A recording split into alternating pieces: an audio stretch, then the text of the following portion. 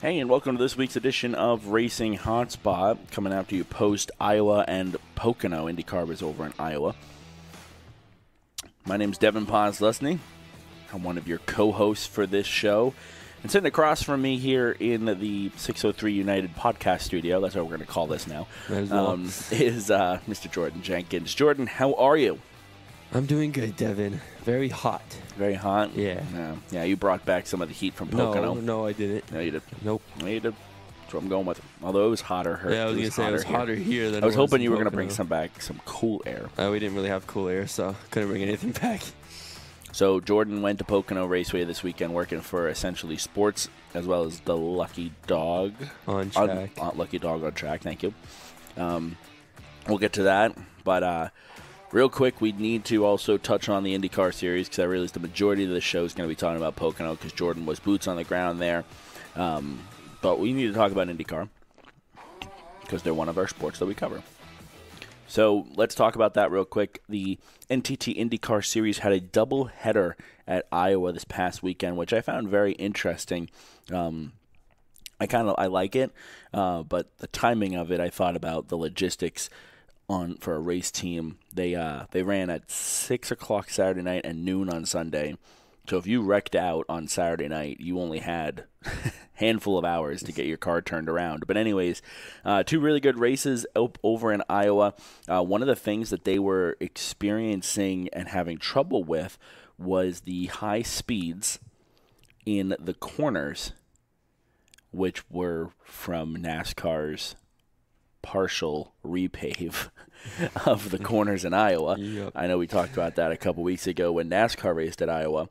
But IndyCar kind of took some things away to make downforce less on the cars. This way they weren't completely, ripping up the racetrack. But anyways, good races all around. I'll go through the top three from both races. First for the Saturday race, it was Joseph Newgarden on third, Pato O'Ward second, and Scott McLaughlin with the W. Led 164 laps, earned 53 points, had 2 pit stops. He started second. So really good job by McLaughlin. For Sunday, we had McLaughlin finishing third, Alex Palou finishing second, and Will Power winning the race. He led 51 laps, so a lot less than McLaughlin did on Saturday night. But started 22nd, so that would explain why. He kind of had to chip his way forward. He earned 51 points, and his total time was less than McLaughlin. He ran the whole race in an hour and 26 minutes, whereas McLaughlin went an hour and 44. Now, Jordan, I know you saw the accident involving Stingray Robb. Mm-hmm. Happy to hear that he was released from from the hospital and is resting well at home. But my goodness, what a crazy accident to see a car. I mean, this is kind of unfortunately the product of open wheel racing. You see it sometimes in Formula One, you see it in IndyCar, you see it in the Wheel of Modified Tour. That when the two wheels touch, there's nothing necessarily protecting it from just launching, and that's what we saw Stingray Robb do. The part to this, though, that's scary for Stingray Robb was that he flipped and then barrel rolled down the back straight away and then slid on the side pod of the car.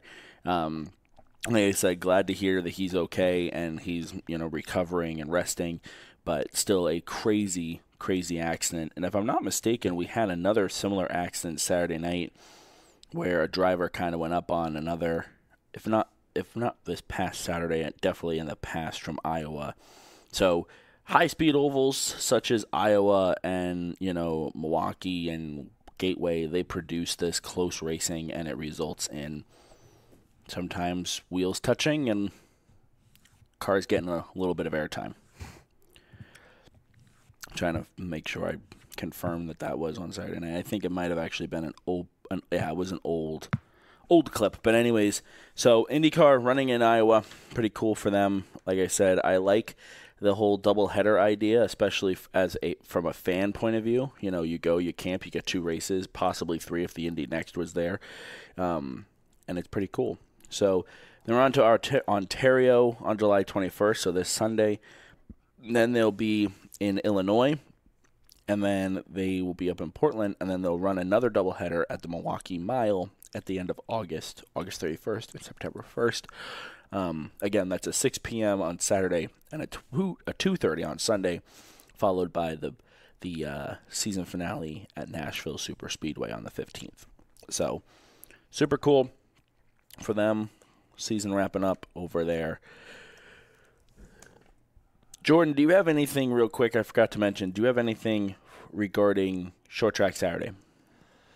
I do. Okay. So our second banner MRS event was this past Saturday at Wiscasset Speedway up in Maine, and huge congratulations to the 76 of Brett Meserve coming out with the win, his first career MRS victory and his first career win ever in a modified, open wheel modified. So congrats to him on that.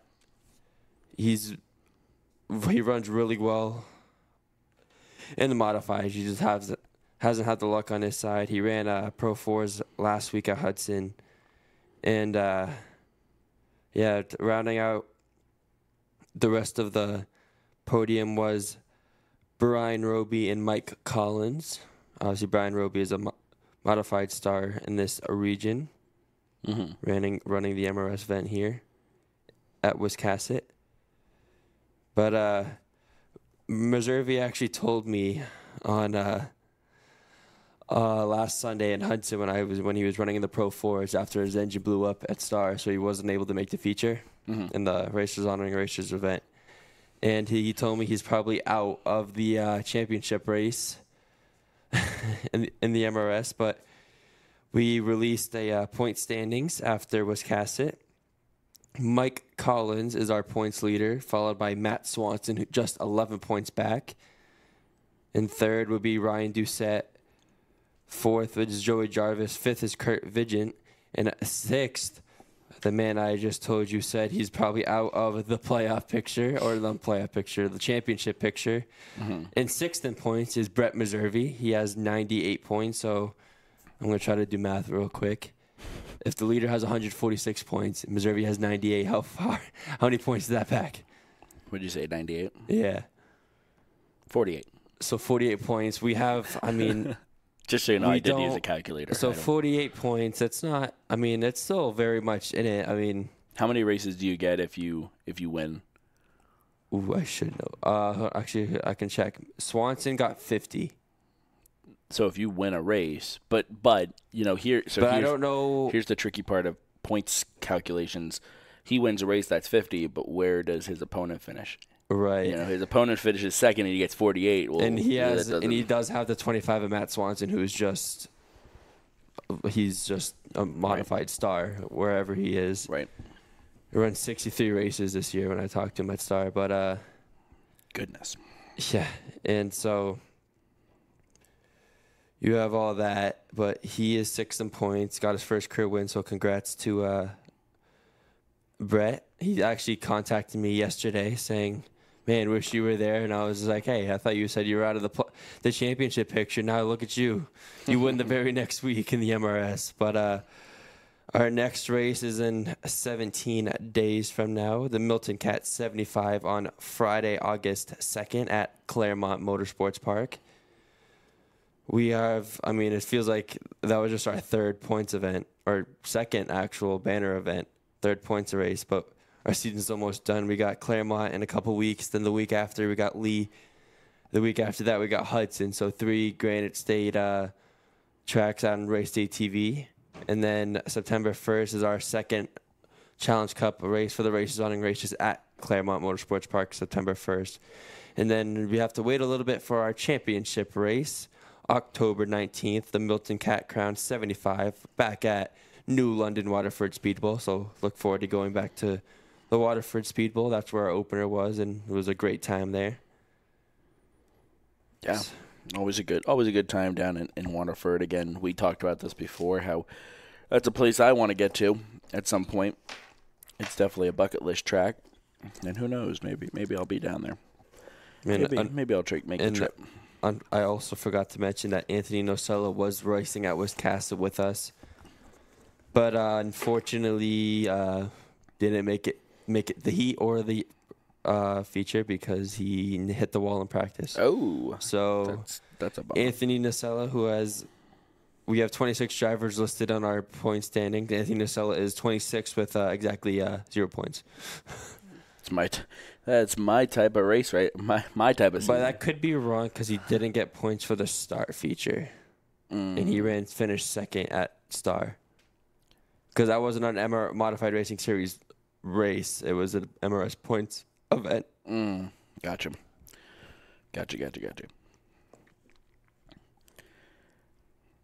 Yeah, my racing season has 0 points, too. That's what I was getting at there when I said that. But anyways, no, cool. I always, I love the MRS series. We did a couple things with them. I even did what you're doing now. I did a PA job with them up in, I think it was Wiscasset, and it was just a lot of fun. It's a great series. Yeah, Wiscasset was a track I was looking forward to going to, but obviously other plans arose. Well, you were looking forward to going to, but getting there is the part that's the bummer. Yeah, Wiscasset's up from where we are, about 3 hours, way up there. Yeah. No, I mean it's a great track, and I love the family who runs it. They they're true racers, and their heart's in it, and they know what they want, and they know what to do in order to keep fans coming and everything. So it's definitely a great track to get up to. Not to mention it is fast and it's wide, and we usually cover the Legends cars up there, so those cars whip around that racetrack. So it's definitely a really good racetrack. Put it on the bucket list for sure. Any other things on Short Track Saturday? No. Okay. So that would be easier, but I wasn't at any, so I couldn't really talk about much. I just know everything with the MRS. It's fine. So let's talk about Pocono. And we'll start with in order. First of all, actually, before we get to talking about specific races, Jordan, tell us about your experience this weekend, obviously working for Essentially Sports and being as an essential media member in the NASCAR world, driving down to Pocono. Tell us everything as soon as you got in the car at home to getting out of the car at home. Well, so I left my house 9:30 in the morning Thursday morning and didn't get to the track to pick up my credential till 4:30 that day, so 7-hour drive, which would have been a lot less, but obviously everyone knows New York traffic's not everyone's favorite, but I say obviously left. I came back here yesterday, left my hotel at almost 10 a.m., got back at 4, so I didn't hit any traffic this time, so that was nice. I hit a little bit, but nothing like Thursday.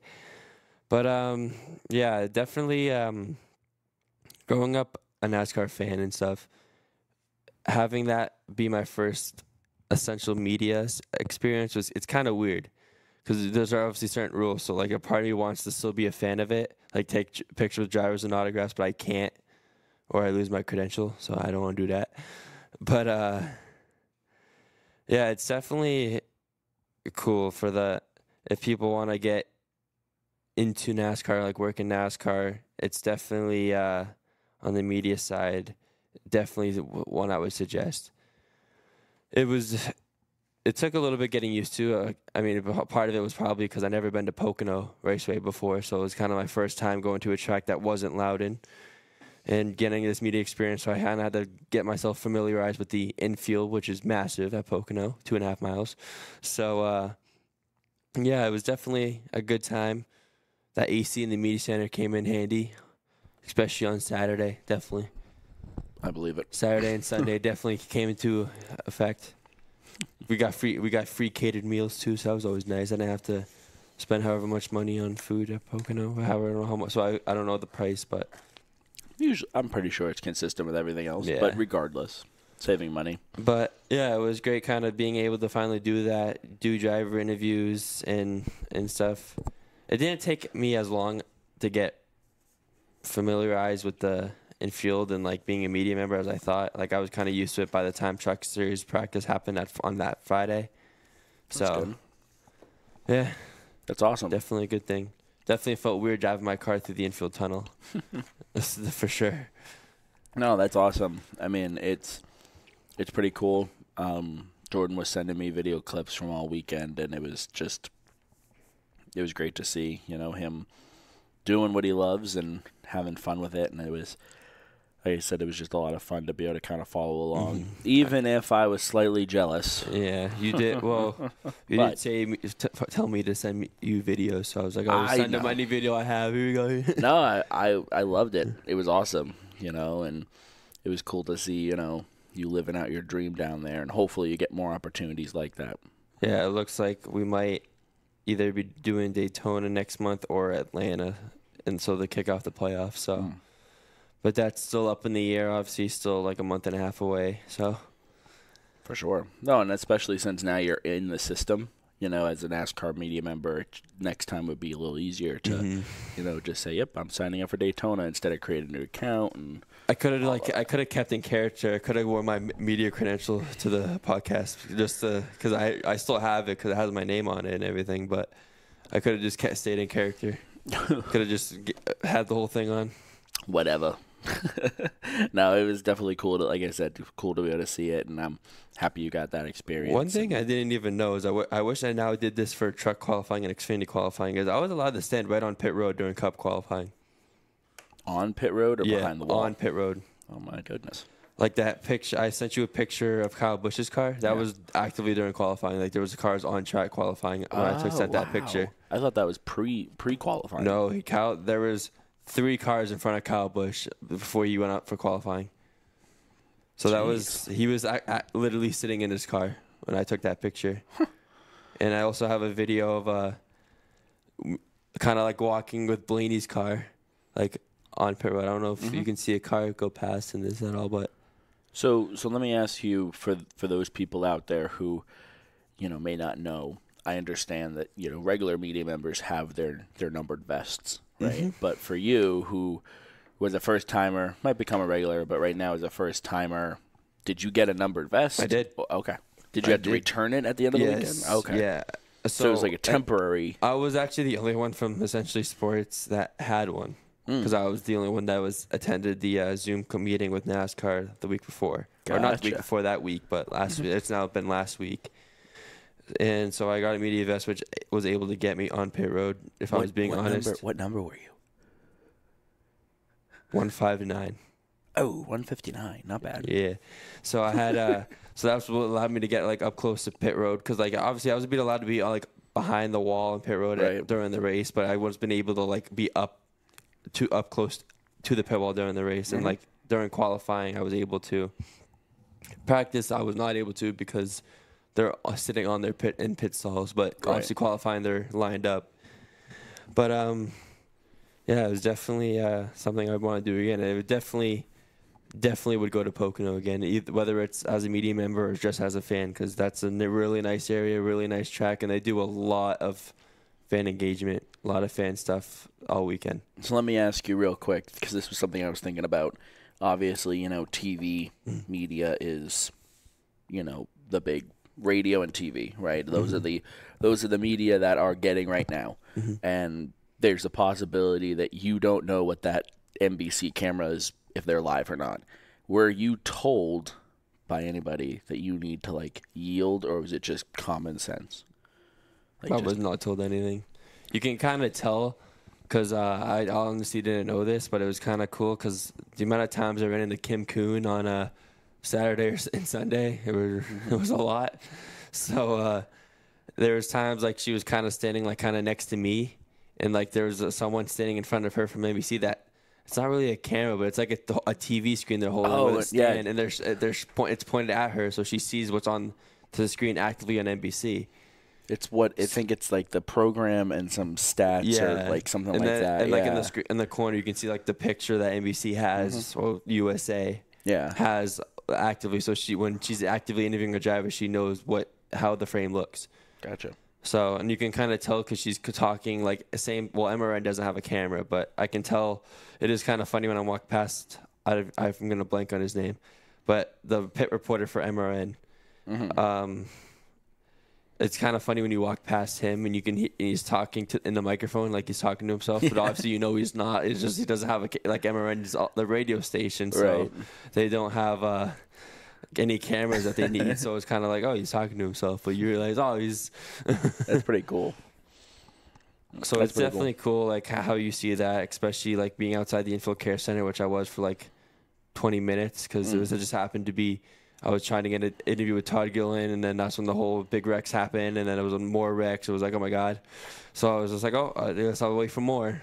And now with that, obviously, I've seen video clips on YouTube where it's kind of like you have, let's say, Kyle Busch, and it's just whoever can get their sentence out quicker, right? Yeah, it is exactly like so.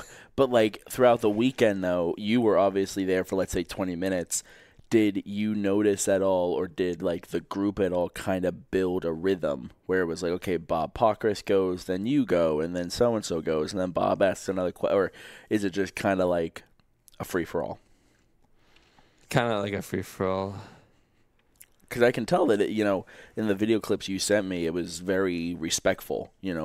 Bob would ask a question, and then after the end of Kyle finishing it, there was like that 2-second period of then you jumped in. It wasn't like it was like, blah, blah, blah. Yeah, it's a little bit. I mean, some people are also there. They just try to get the whole thing on camera. Like I did the same thing, but I closed it just to get have my question in there. But it's definitely like that.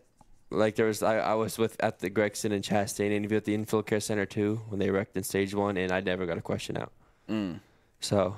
But you obviously got video of people asking questions. Yes, so you got information, but you personally. I was not able to get a question correct. But, it's definitely like that. Press conference, it's a little more organized, Like, I raised my hand, and Matt Humphreys, I think his name is, the one that hosts the press conferences, got me. Like, he was like, oh, this person, then, like, Bob, like, this person, and then So that's more organized, but definitely outside the infield care center after a race, it's definitely who can ever ask a question first.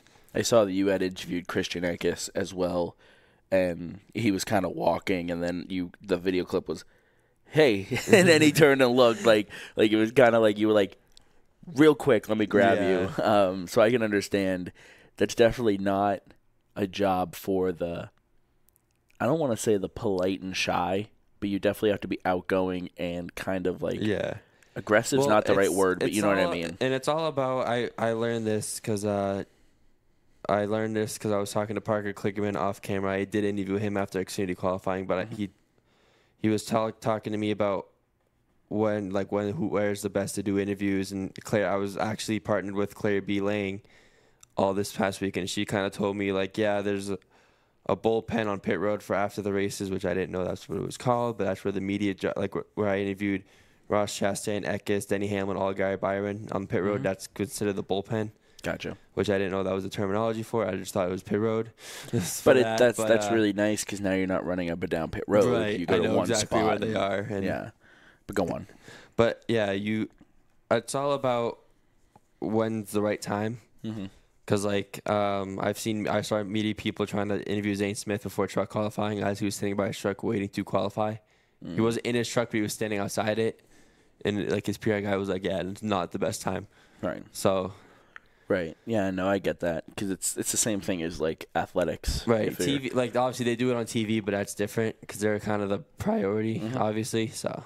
Right. But for me doing it through the social media outlets and essentially sports website and all that, it's more about when's the right time and not after Xfinity qualifying when you saw the Creed Parker Kligerman, they weren't doing anything. I mean, obviously they were doing something. That makes it sound like they weren't doing anything, but they were going back to the camper. Obviously, that was a good time because their race was 3 hours beforehand. So yeah, it was kind of a little bit more relaxed. Pit crews had already gotten the information to work on the car. Yeah. And then a lot of the Cup Series guys, they do media availability, which I personally didn't know the schedule. I didn't know if I could get it. So I kind of just on Saturday after I interviewed Sheldon Creed and Parker Kligerman, I just happened to walk into the media center because I was like, oh, Cup Series practice is in like 20 minutes, so I might as well just sit in the media center, wait for that to kick off. And then I walk into the press conference room, and then there's like 8 drivers in there. Bubba Wallace was in there, Kyle Busch, Ty Gibbs, Elliott Larson, Keselowski, they were all in there. So I didn't get everybody, but you can kind of walk around there. And then, like, I think in that one sitting, I asked Chase Elliott and Ty Gibbs before practice qualifying. And I got Elliott like 5 minutes before Group A, but he was Group B, so he was just sitting in there. Yeah, so you're just chilling. And then after qualifying, they did the same thing. I don't quite remember who was in there at the time, but I did get Brad Keselowski after the qualifying run, like right before Ty Gibbs' press conference for winning the pole. So it's kind of all the Cup Series guys are more media available, and it's kind of like the Truck and Xfinity. You kind of have to find them in the garage and see if they can. Well, obviously, I feel like more or less that's like the Cup guys are obviously the more. I don't want to say wanted, but like they're the more focused. That's a good word for it. Not wanted, but focused. And because of that, their weekend is structured where it's kind of like, okay, Chase Elliott is going to be here, qualify, then here and here, and then he's done.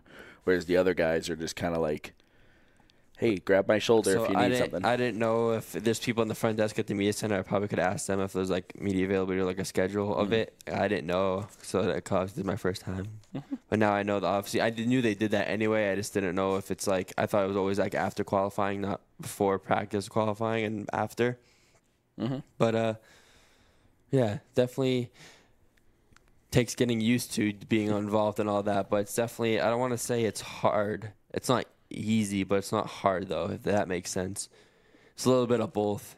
If you know when the right time is, because obviously having a reputation and at that level is important. You don't want to lose that. And like me being a new media member, like I didn't want to over push myself.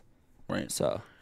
Right, and it's like the reputation of like Bob Pockrass. Right. He can ask questions you that whoever. He can ask questions maybe you necessarily couldn't. Meaning like he has the rapport with drivers. It's not necessarily that. Like I can ask because I talked to Claire B about it, and like in terms of how tough the questions are, that matters is knowing what a time and a place to get a driver interview. So like the Cup guys, I was trying to find them after qualifying, like at their haulers, but they were like nowhere. So I was like, I'll just go to the media center. So, and especially where like. I was gonna try to get Tyler Reddick, but he was like swarmed. Like Chase Elliott usually gets swarmed by fans for autographs, so I was like, I'm not gonna try to get that. I'll just let him try to get his autographs in and go back into his hauler. Yeah, so. I get that. But it's kind of a different feeling too, because like I walked past like everybody. I walked past Marty Snyder a lot, Kim Kuhn, Parker Kligerman, Saturday and Sunday. I've walked past all the Truck Series teams. I happened to. Pre-race on pit road for Sunday, I walked past Richard Childress and Joe Gibbs just randomly, and just like, oh hey, it's like obviously I saw Bob Pockrass Friday, Saturday, Sunday, so it's like you see like everybody that you see all the time on TV, and it's just like weird how often you see them when you're in person. Well, and especially since now at that level as a media member, you guys are in a sense you're the same, and also. Just not random, right. But normal people. And it's something I learned too is it was great how every media member, like even though if they work for different outlets, they're always there to help each other. So like when I was a reporter for Front Stretch, we're the only ones waiting for Todd Gilliland until the big Kyle Busch and Corey LaJoie thing happened, which we'll obviously get to when we actually talk about the race in general. Right. So then Bob Pockrass came out, more Front Stretch people came out, obviously the NBC and crew, and then MRN crew came out. So then it was kind of like, oh no, like. Are there different points like NBC and MRN kind of get their own area, and then there's the general. So in the Infield Care Center, obviously when they interview them under like an Easy Up, they have the backdrop. Oh, we are right to the we are to. I saw that in the background of your videos. If they're standing here, we're to their right. We're standing like right to the driver's right on a little media only thing outside the care center, and then so they'll go to the TV, they go to NBC, MRN first, and then they'd come to the general. Like a Bob Pockrass, and then like me or whoever. Kind of like the bullpen, like Claire said. Yeah, it's pretty much like that. So they would come to us, and so it's kind of different. I mean, it's cool how they like after I got the Todd Gilliland interview, we were waiting for like Kyle Busch come out, Stenhouse, Burton, because everyone that was involved that couldn't finish. They were showing some people from front stretch were showing the rest of us video of the wreck. So because they were, like, it was like, that's kind of cool how even though it's kind of, they're not like it's competition, but like it's kind of cool how like people from different media outlets like help each other. And it's like, yeah, this is what happened, and yeah, we're all here to work together. For a common. And it is kind of funny to think what media members truly think of other drivers. So well, I mean, and going back to what you just said about like not competition, but your competition. But if let's say you show me a video of an accident, you might have this question, but I might think of another question. And then guess what? Now we both have each other's question, and it's like, oh, I like that question. Yeah. And now I can use that information, because it's my video on my phone, and, now I can use that. For the press conferences to happen with me, I was going to ask a question to Cole Custer about what went like with his first Xfinity win of the season coming at Pocono on Saturday, what it does for possibly the future with obviously the future unknown. But someone took that question before I could get it, so I was I was just gonna ask, is there ever a point where you had like a question lined up and you were like, I'm gonna ask so and so, and then somebody else. So when you go into those press conferences, obviously you go in with or you go to, let's say, Kyle Busch, he comes over to the bullpen, you go over with maybe 2 or 3 questions. This way it's not like, well, you go, there goes my question. It's like, now I'm just here. Now I'm just standing here. Like Corey Heim, I didn't want to ask a question because I kind of just wanted to sit in my first actual press conference to kind of get the gist of it, to see how it goes. And then I was ready for Cole Custer's. I had both of my questions taken. And then Jonathan Hash's press conference, Brian Blaney's crew chief, my question was taken. So I kind of asked the same thing to Blaney, but kind of worded it differently. Actually, no, I didn't even ask the same question to Blaney that I was going to ask. But, yeah, it's definitely, being at the press conferences is cool because that's just a different feeling what I'm used to. So it's kind of cool. It's definitely awesome. Organized. That's awesome. What would be one thing, before we move on, what would be one thing if you got a chance to, or you go to the next race, whenever that is, what's something you would do differently? It can be anything from equipment to definitely learning to anything. Definitely equipment, because I just used my phone. The audio was good. I mean, you saw the video. The audio was good that was without a mic. That was just my camera audio. But yeah, it was good. Definitely for I had a gimbal, but the only thing is it drains my phone battery. So I constantly had my phone charged in my pockets. Whenever I sit in the media center, I charge it because I didn't want to be outside on pit road the whole time, because it's I can go back inside, go in the media center, watch the USA feed, and then go out. I see drink water, get food, yeah, exactly. But definitely try to get a mic, especially. I got lucky enough, but all the times I did an interview outside the infield care center, that the track was not green.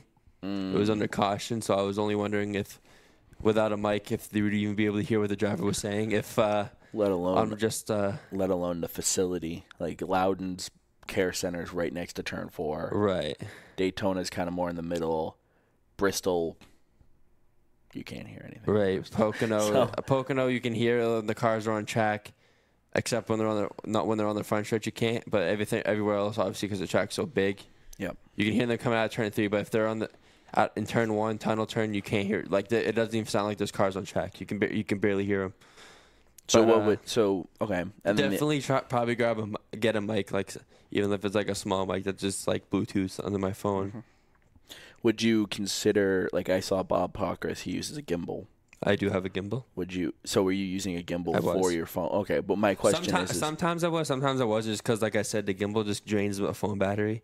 So I didn't really want to sit and charge my phone every hour. We got to get you a gimbal that has its own battery. Because could. I got one sitting in my office. Oh. Dang it. Could have let you borrow it. But I mean, Bob Pockris uses one of the DJI Pocket gimbals. That's what I have, too. I have a DJI one. Okay. But no, I'm saying, but it, as you probably saw, it's its own camera. Yeah. So he's not using his phone. So my phone's attached to the stand of it, and it kind of and then it connects to Bluetooth. So I can use the stand, and it moves my phone this way or whatever. Yeah. But my interviews that I did on pit road, I just use my phone. I just held my phone like this. So It's definitely one of those things that, like, even, like, I don't want to say I can relate, but, like, but I can understand where certain situations, the easiest option might be a monopod with a video camera and a microphone on top of the camera, but when you have to up and move, it's a lot easier to just throw your phone in your pocket and move. right. And then yeah, definitely. So it's, yeah, I mean, if and when you do this again, let me know, because I could probably help you out with some equipment. I have one of the DJI ones that is just, it has its own battery, so it doesn't pull off your phone. But regardless, but no, One thing that is cool too is it's awesome. Friday, Saturday, Sunday, more media people showed up. So Friday there was still a good amount, but not much. So like when I interviewed Chastain, there was like probably me and 2 other people. It was me, Bob, and one other person, I'll say. And then when I interviewed Eckes, I was actually just me that got to him. And then Xfinity for when I interviewed Allgaier and William Byron post race, it was me and like 4 others for Allgaier and me and like 6 others or 5 others with Byron. And then when I interviewed Denny on pit road, it was me and like 14 other people. So I was lucky enough that I would be one of the first ones to Denny, but I wasn't the first one to ask a question. So I was like dead center of Denny. I was like right in front of him. That's cool. That's still pretty cool. Yeah, so definitely it's tough to get. It's definitely a hassle, especially trying to get Cup guys. It's easier when they're in the media center because obviously everyone's kind of walking around to try to get every driver.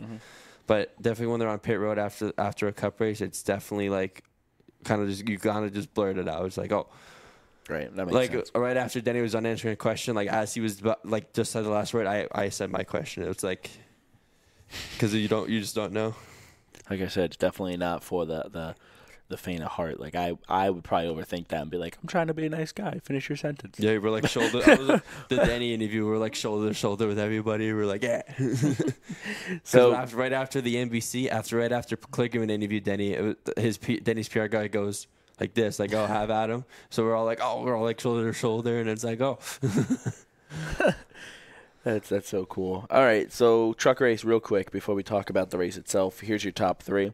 Finishing third was Christian Eckes. Grant Enfinger. Totally butchered that. Sorry, Grant. He finished second. Eckes finished third, as I mentioned, and Corey Heim got the win. Led 55 laps and completed all 70. He started second. So let's talk about the truck race.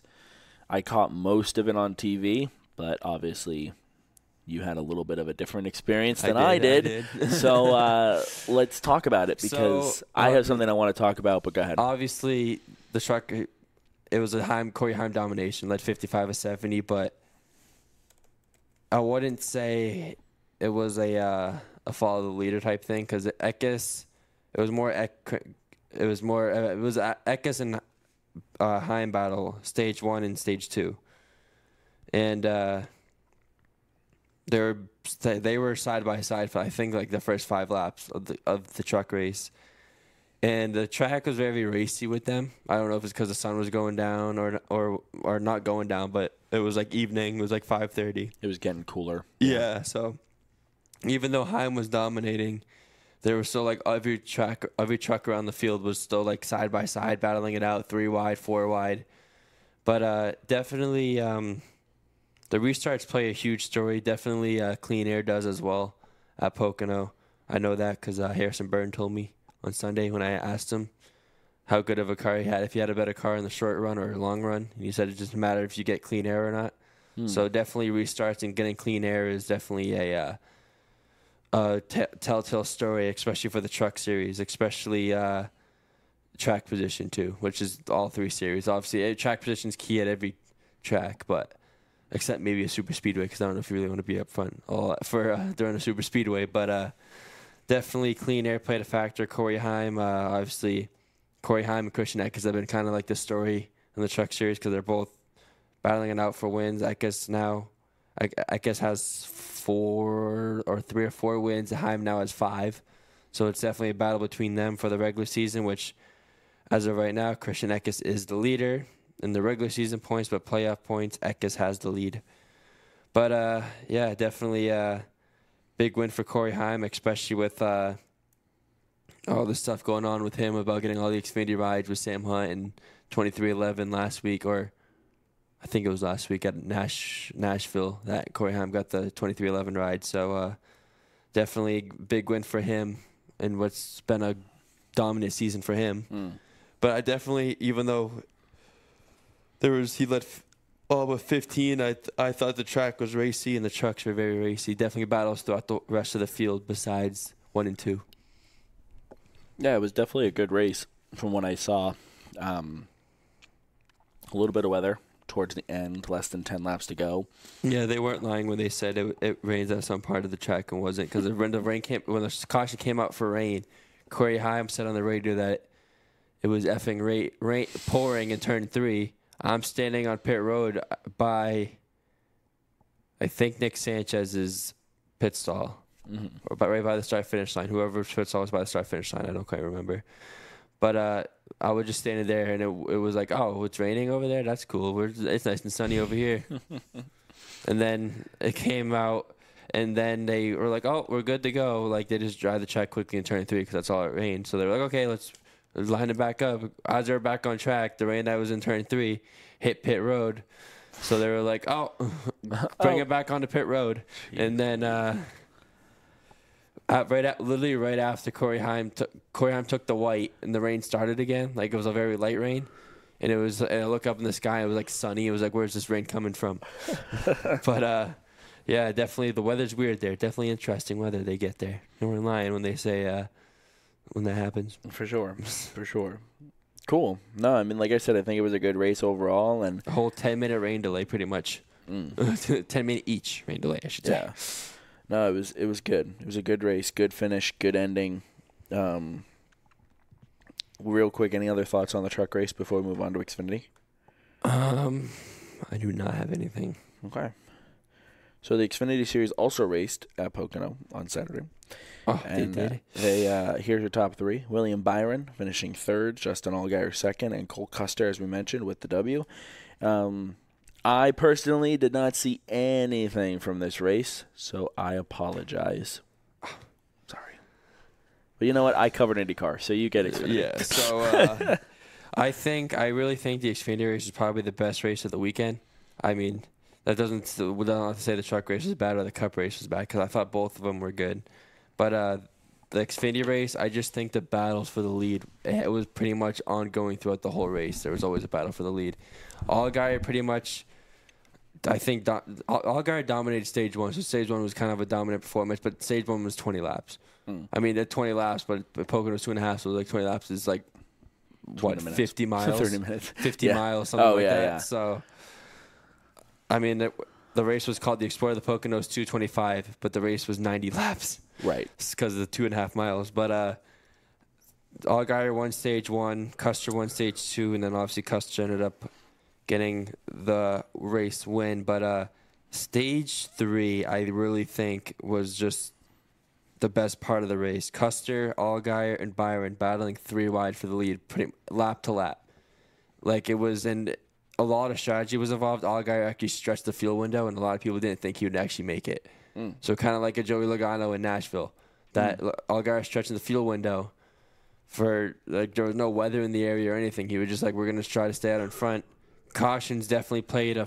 He did say in my interview with him after the race that the cautions definitely probably did help him in a way, but they did know where they were at, so they knew they had a shot anyway. But cautions definitely helped him save fuel, especially where there was quite a few cautions in stage 3. Obviously, we had some drama at the end. We had Chandler Smith pretty yelling at Sam Mayer, which I was so honored to have walked right past.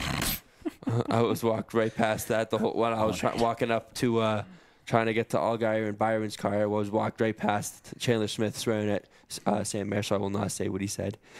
But I heard word for word pretty much the whole exchange of what Mayer said and Chandler Smith. So there was some bleep, bleep, bleep, bleep, bleep, yeah, bleeps. Kligerman and Allmendinger were having a conversation after the race, but there was a friendly conversation. Obviously, they had a little issue, not an issue with each other, but they're best friends.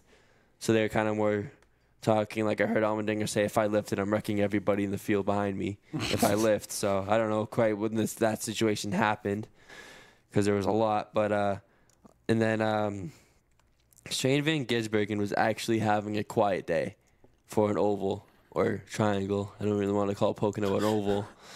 But Shane Van Gisbergen was having a good run until that one of Sam Mayer made contact with him in the tunnel turn and spun him. But, man, that battle, Custer, Allgaier, and Byron, was just amazing.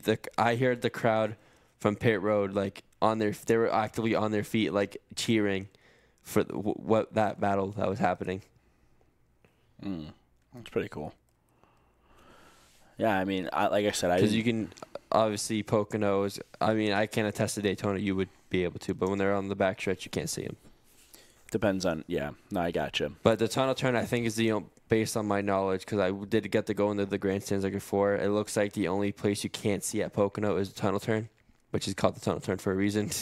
I guess it's probably because it's a very flat corner. And it looks like, honestly, compared to the infield, it's like lower. Yeah. So I was standing at the start-finish line for pretty much all 3 races, and I wasn't in the media center because Victory Lane was like right behind me. Mm-hmm. The new Victory Lane at Pocono, may add. And there's a big screen right on top, so you kind of just turn around and look at it the whole time. So when they're not, the crowd was definitely into the Xfinity race, and the stands for the Xfinity race were pretty packed. I'd probably say they're 3/4 full. But yeah, definitely a good Xfinity race, but they always usually are good anyway, for no matter where they are, it seems like. So Sheldon Creed finished 4th, but I got to talk to him, and he had a lot of confidence going in because obviously that was his second career pole. But ended up finishing 4th. Taylor Gray did double duty from the trucks, and Xfinity finished 5th. So good run for him in the 19 car. So, but it was good for Cole Custer getting that win. He was the points leader without a win, so now he has a win.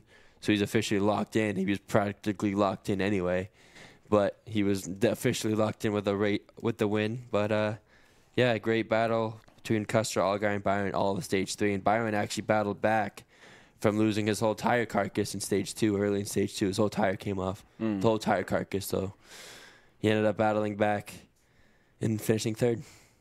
That's awesome. That's awesome. No, I mean, like I said, I lied. The only part of the race that I did see was the video clip of the arguing on pit road. Yes. But other than that, I didn't see much. But no, I mean, as you said, the Xfinity Series always puts on a great race there, and great race anywhere, honestly. And Dawson Cram in the 74, he was the first caution of the day. He took a hard hit in turn 1. Completely destroyed the back end of his car. But I guess that is Pocono. A lot of hard hits at Pocono because of how fast the turns are, especially turn 1. Yeah. They fly into turn 1, so. I believe it. So any other thoughts on Xfinity? No. Okay. So Cup Series ran on Sunday. Here's your top 3. Alex Bowman finishing 3rd. Denny Hamlin finishing 2nd, and Ryan Blaney with the W. Led 44 laps, started 8th, completed all 160. So Jordan's got notes. A whole bunch of notes that the perks of being a media member, the media center gives you. Just when I thought we were going to keep this under an hour. I'm just kidding. Anyways, Jordan, tell us your thoughts on the Cup race on Sunday. It was your classic Cup Series from Pocono with the next-gen cars. It was very strategic. So there was 8 lead changes throughout the race. Blaney led 44, which was actually all the last 44 laps. Denny Hamlin led 31. Ty Gibbs led twice for a total of 21 laps. Keselowski led 20. Chris Buescher led 19. Martin Truex Jr. led 14. Josh Berry led 8. And Joey Logano led 3. But Truex won Stage 1, Hamlin won Stage 2, Blaney won Stage 3, the race. So you had 3 different stage winners, which I always like to see. I mean, it's always cool to see that. But quite a lot of penalties. One storyline to take away from the Cup Series race was the speeding in Section 7 on pit road. But the drivers did say on the pre-race check they always go down pit road. They weren't sure about that section. I don't know if NASCAR. I don't know how much NASCAR penalized in Section 7. I don't think they did much at all. But I think at one point every car that pitted on the lead lap, which I think was 30 at the time, 28 of them were speeding on Section 7. 28. So if NASCAR really wanted to, 28 cars could have gotten sent to the rear for speeding on pit road, which really wouldn't have done anything because they're kind of just all restart anyway, probably in the same place. But unfortunately, Kyle Busch probably had his worst weekend of the season, which kind of says a lot right now. He had a steering issue in practice and qualifying, did not qualify too well. I will double check and see exactly where he qualified, but not a good weekend from the start for him. He ended up qualifying 24th. So just to put into perspective, Austin Dillon qualified in front of him. Eric Jones, the Legacy, and we know Legacy is a Tier 3 Toyota. Eric Jones qualified in front of him. And let's see. And actually, before I even get any further, Zane Smith qualified 9th. So he had speed. Unfortunately, did not get any stage points in stage 1 or 2, but probably gives the team confidence that they can come up to the track and show speed. Right. But I have a lot of penalties on these infraction seats. So pre-race, Kyle Busch penalized for unapproved adjustments. Corey LaJoie also qualified pre-race, unapproved adjustments. Justin Haley, Kyle Busch, Ryan Preece, Austin Dillon, and Ross Chastain all were penalized for pitting before pit road is open. Carson Osvar got penalized for equipment interference. Harrison Burton for a safety violation. Todd Gilliland got caught speeding on pit road. J.J. Haley got a choose violation penalty, which I don't think you really see too much in that. The choose rule. And I would assume that was probably he clipped the box or something like that. But anyways, go on. And then Kyle Busch, his second penalty, pitting before pit road is open. Corey LaJoie speeding on pit road. Then Austin Dillon, host of our Kyle Busch again, and Todd Gilliland pitting before pit road is open. So that's 3 times Kyle Busch is penalized for pitting before pit road was open. And then on lap 119,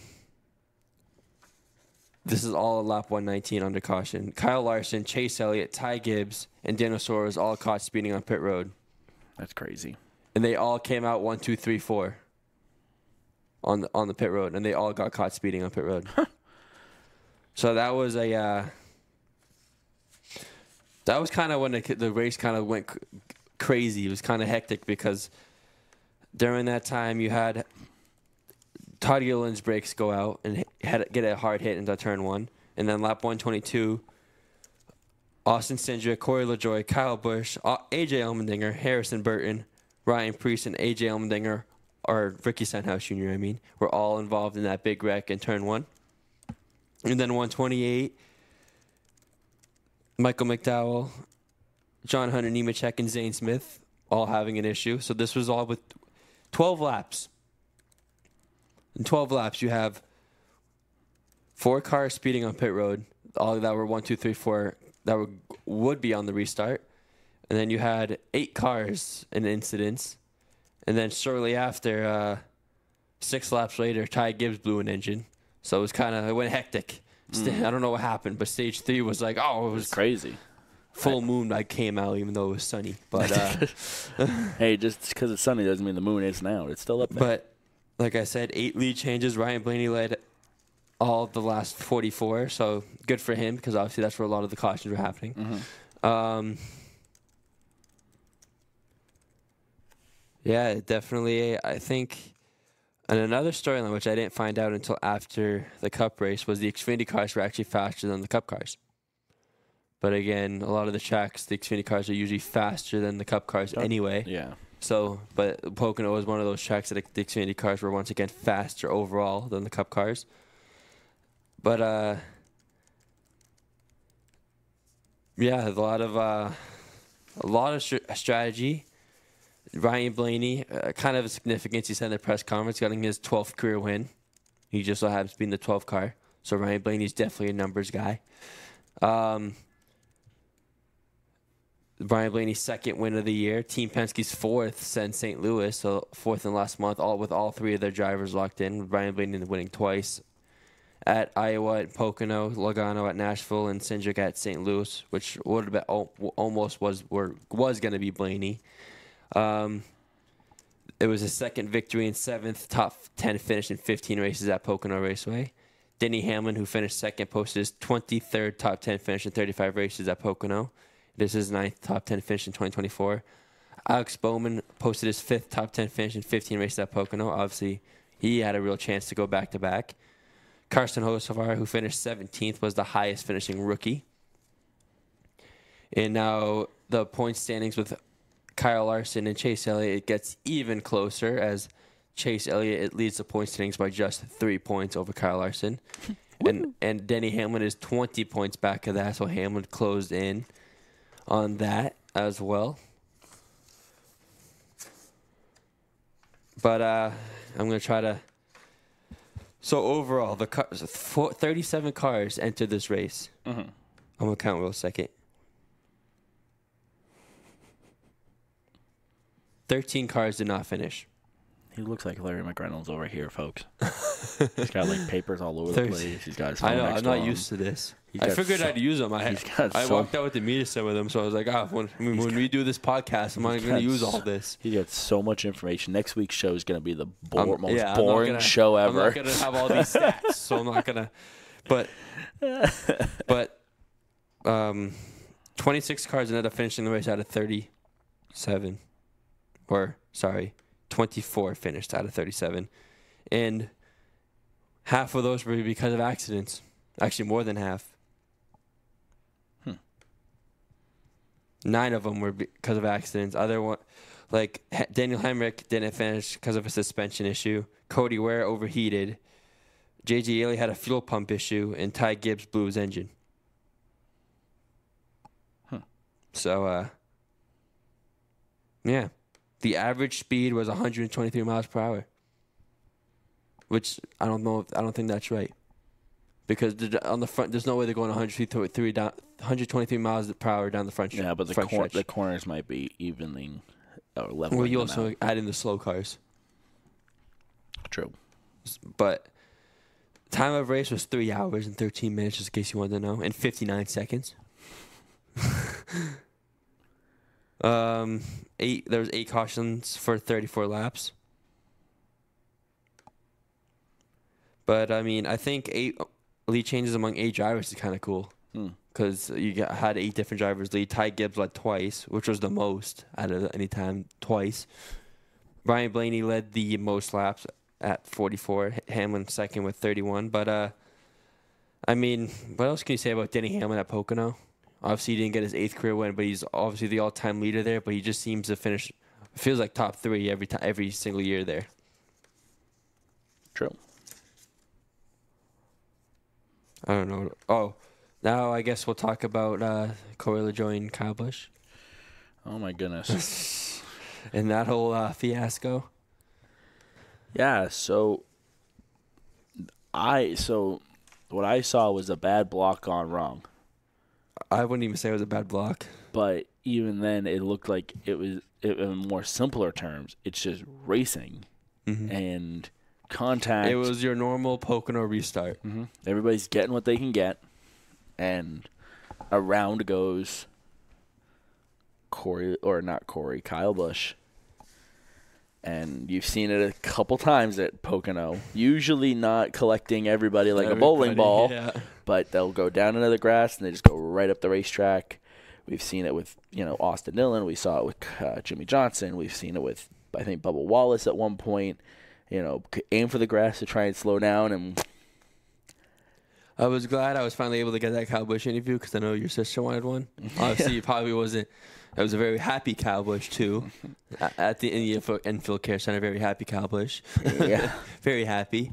No, he was definitely very visibly frustrated, which rightfully, I'd say rightfully so. Yeah. I mean, he went to block Corey LaJoie, and LaJoie bumped him, and then LaJoie got mad that he bumped Kyle Busch and spun him and then took out 5 or 6 cars with him when Kyle Busch came back up the track and collected him like a bowling ball. And I don't know if the TV feed could pick it up, because sometimes they can, sometimes they can't. But the crowd reaction on the wreck, when Corey LaJoie spun Kyle Busch, you had the fans cheering. And then when Kyle Busch came back up the track and collected 6 cars like a bowling ball, like you said, then you hear all the fans go, oh, and they're all standing up. I don't know if NBC was able to pick that up on audio, on the TV, but I know watching it back on YouTube and Twitter that you can hear the fans a little bit reacting to it. But, yeah, definitely a chaotic scene. And a couple of my team, the team at Essentially Sports, talked to Corey LaJoie after the race on pit road, and he said he was not apologizing because he did nothing wrong. So, yeah, he definitely saw it at a different perspective, which usually what happens. Not a shocker that he was like, yeah, I didn't mean to do that. I don't know. It's tough because, as you said, every side's gonna see their own thoughts and such, but it's one of those things where my opinion is it comes down to a racing deal. Mm-hmm. Well, it was the Busch. I think the block was a racing deal. You can kind of see Corey LaJoie take a right on Kyle Busch and send him. If you watch it back, I'm pulling the video up. You can see Corey LaJoie take a right after the block and kind of send Kyle, because especially with Corey LaJoie, he kind of said he did. He said he wasn't apologizing. And on Stacking Pennies, he kind of said the same thing. Corey LaJoie said on his Stacking Pennies podcast yesterday that the only thing he feels bad for is that he collected other cars. So he pretty much meant to do it, but he didn't mean to collect other cars with it. Well, I mean, okay, so I'm looking back at this replay on YouTube, and slow this down a little bit. You're gonna see LaJoie's gonna jet out, like you said, typical Pocono restart. It's fan out. Kyle Busch turns left and hits him. Turned left and made contact with him. No. And then LaJoie comes up and gets him. Kyle Busch was in front of LaJoie before LaJoie hit it, before they the original contact. You're right, but he still turned. He still turned right there. So you're going to see LaJoie. He's going to step out. And right there, Busch with a little bit of a late block. Oh, yeah. And then LaJoie comes up and says, okay. No, takes it right, and bam. Whether or not he meant to take him out or make just contact with him. Which has since NASCAR has said they are not penalizing Corey LaJoie at all. I agree with it. It's a racing. Again, I think this is a racing deal. And yes, it's, as LaJoie said, it's a bummer that he went up and collected 5 other cars. I have 3 interviews from this whole situation with Stenhouse, Burton, and Busch. I guess I'd be allowed to because it's kind of a media member. Should I play the audio of Kyle Busch of what he had to say about what he thinks? Here, hold on. Hang on. Hold on, folks. Here, you want me to find it? I'm going to your settings. Oh.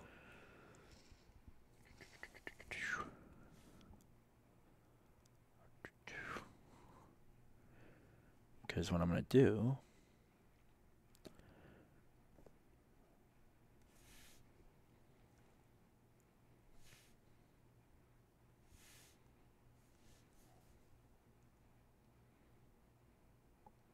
is we'll connect him. And where's Bluetooth? There it is. Okay, go ahead. See if this works. All right, do you want me to play the whole thing? Because I have the whole interview. How long is it? A minute. Sure, go for it. Okay. See if this works. Did you think LaJoie was a little too aggressive? It doesn't matter what I think. what you with the issue before the race, you just kind of just trying to hang on, see what's the best you could do today? Yeah, I don't know exactly what the problem was with the issue before the race, but I doubt it had anything to do with our race car, and they were able to get it fixed. So thankful that we found it ahead of time, and we got to have a chance to go race today. You mentioned a steering issue in qualifying. Did it get better during the race at all? They had it fixed prior to qualifying, so everything was all fine with that. Just could you tell LaJoie was coming up into you, or was it a surprise when that you got clipped there on that restart? Of course, you have mirrors and cameras and everything else, so you try to get in front of the run that's coming, and I was trying to get in front of that run, and sometimes some don't lift. Kamikaze. Did anything happen before that could have led to that? Did you see where I was running today? Okay, guys, we're done. Thank you. So, obviously, yeah, you can tell he was not very pleased. Yeah, he was frustrated for sure. And I mean, I'm not going to lie, looking back at the video, I could see where it looked like, he was trying to get in front of a run and all that, and I get it. But I don't know. Who's the other one you said you had? I had Ricky and Burton. Oh, from the wreck itself. From the wreck itself. All right, last two, and then unfortunately, I think we're gonna have to wrap it up. Yeah. Go ahead. What was your point? What was your point of view of the wreck? Obviously, not of your own doing, but yeah, I had no view of it. Just running the top and kind of started on the bottom and wiped us up the track. So I never saw anything. And the funny thing is, before Ricky Stenhouse, before he said that, he made a joke saying, the 8 got me again. So, actually, I think I probably have that if I edit back the video to the very beginning. Got me again in turn 1. No, I'm just kidding. I've got no clue what happened. And then this was Burton about just how good of a car. I mean, he didn't really talk about how good the wreck. He kind of just talked about how good of a car he had.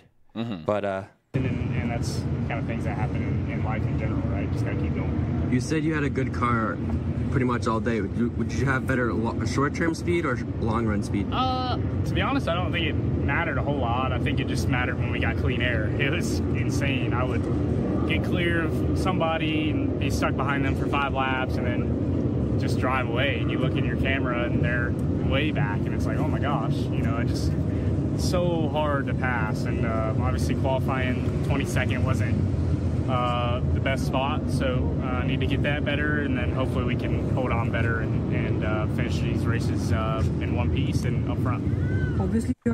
So, obviously, I would play the LaJoie one too, but I kind of just said, he pretty much just said, I'm not apologizing for what I did. Right. But, I mean, I watched the Burton one back, and I just love how he said, oh my gosh. It's like, but it goes to show you how clean air was like everyone's best friend, which he usually is, but Pocono definitely, especially with him. Yeah. I just love how he said, oh my gosh. Yeah. I look in the mirror and I was like, oh my gosh. Oh my gosh. Yeah, no, I mean, it definitely is one of those things where, like I said, I view it as a racing deal, but I could also understand from LaJoie's point of view where it's just kind of like, I'm going for a position, you move down. Like, if you had held your line, we probably would have been side by side, but you moved down. And again, we'll never know, who it is in the moment and all that. And who knows if maybe Kyle Busch's spotter said you're clear and then he wasn't. Like, I don't know. Mm-hmm. But definitely one of those crazy racing deals. Definitely. So, any final thoughts here on the Cup Series race? I thought for what it was, I thought it was good. I thought the track was I thought it was just racy all weekend. Mm-hmm. And I mean, obviously, you can't really leave Pocono without any kind of drama. So you had it in 2 series. True. So I think it was just classic Pocono. I thought it was generally good. Granted, I had a different kind of perspective from what the TV audience saw. Right. But I thought being there, I thought it was good. That's awesome. No, I'm happy to hear you had a great experience as well as just in general a good weekend overall. Pocono was never on my bucket list for tracks to go to. I mean, I would want to go to it, but definitely now that I went, I would definitely 100% go again, whether as a fan or just at work. Cool. As a media member, definitely a track I'd go to just to experience again. Definitely a track I want to go to. I'd love to bring the camper even. But anyways, looking. I do also want to mention that it was sold out on Sunday. True. 76,000 500 something. That's amazing. Complete. So the camping was sold out. So the grandstands were sold out on Sunday. So it was a complete sellout. So that's amazing. Good. Second year in a row for Pocono. That's amazing. That's super cool. So looking ahead here to Indianapolis, give me your top 3 picks for the Cup Series? Denny Hamlin. Okay. Man, I don't know. I can't even remember who's good on the Indy Oval anymore. It's new to a lot of people now. It's been a while. Hamlin, Blaney, Truex. Okay. I'm going to go with Keselowski. Mm-hmm. I'm going to go with Briscoe. And my long shot's going to be Byron. Only because I saw something where Gordon won in 94, again in 04, and I think he won in 14. So 10 years, every 10 years for not to be superstitious here, but if the 24 wins in a number 4, another 4, 94, 04, 14, 24, I'm just saying. Then anyways, Jordan, I want to say thank you for jumping on. We can talk about this stuff forever, so that's why I'm like, all right, we should probably wrap it up. But anyways, thank you for jumping on. I'm glad to hear you had a great weekend, and it should be fun going forward. Trucks are at IRP, Xfinity, and Cup. First race of their playoffs, I believe. No, it's not. Nope. Not this year. Yeah, they got 2 more to go. Yep. And then Xfinity and Cup are on the oval, not the road course, the oval. First time in 4 years. Mm-hmm. First time since 2020 that they're on the oval. Yep. So we'll have to see how that goes. So technically, Denny Hamlin's the defending winner at the oval. No, actually, no, never mind. He didn't even win the oval. It was Harvick, I think. All right. Well, folks, want to say thank you all so much for tuning in. Don't forget to follow us on social media, as well as share and send along our podcast to your friends to share and spread the word. Bring Racing Hotspot to the light. Want to say thank you to 603 United for giving us the spot here in their hangout. Give Racing Hot Spot the spotlight so Devin can get a media. Yeah, we'll see. Anyways, for Jordan, I'm Devin. Have a great night, everybody, and we'll see you all real soon for the next episode of Racing Hotspot.